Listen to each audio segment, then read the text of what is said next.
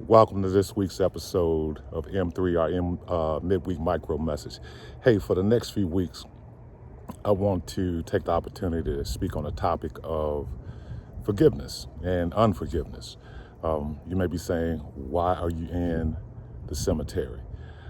Cemeteries can be peaceful places, but they can also remind us of sorrow, loss, grief, and unforgiveness.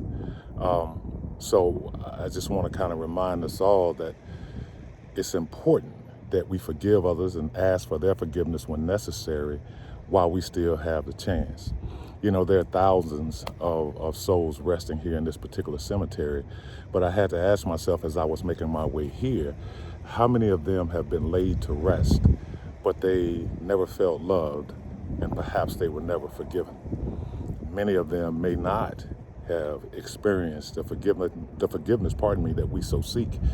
When we think about the words of Jesus, Jesus said that we should forgive others as we hope to be forgiven, because unforgiveness can prevent us from being forgiven by God the Father. In fact, Jesus taught us to forgive 70 times 7. And you may be saying, well, Pastor, why does this matter?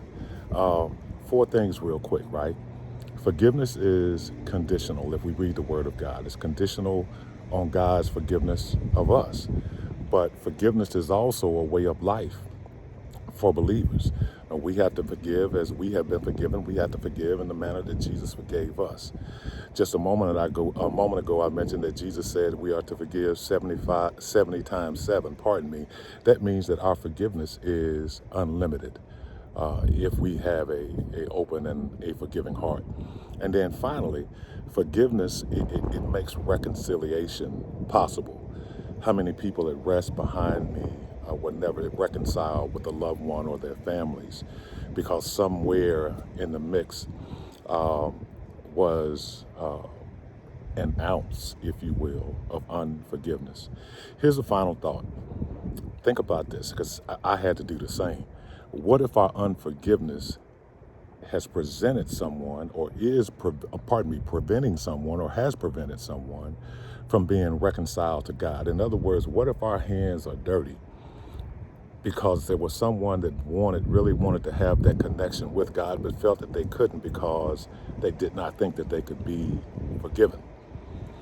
Cemeteries, like the one I'm standing in, it reminds us that our time is limited, right? And we need to recognize that. And with that being the case, whether we need to forgive or whether we need to ask for forgiveness, today is a good day to start the process. Before I go, just a couple of reminders. Friday, up on the hill from 6 to 9 p.m., we'll be doing a kickback for our teen girls ages 13 to 17. Saturday at 10 a.m. up on the hill, women's workshop on Ephesians. And Sunday morning, we invite you to worship with us in person up on the hill. But if you're unable to do so, you can check us out around 10 a.m. on Facebook or now on YouTube. This has been your Midweek Micro Message. Today is a good day to forgive. We'll see you next week.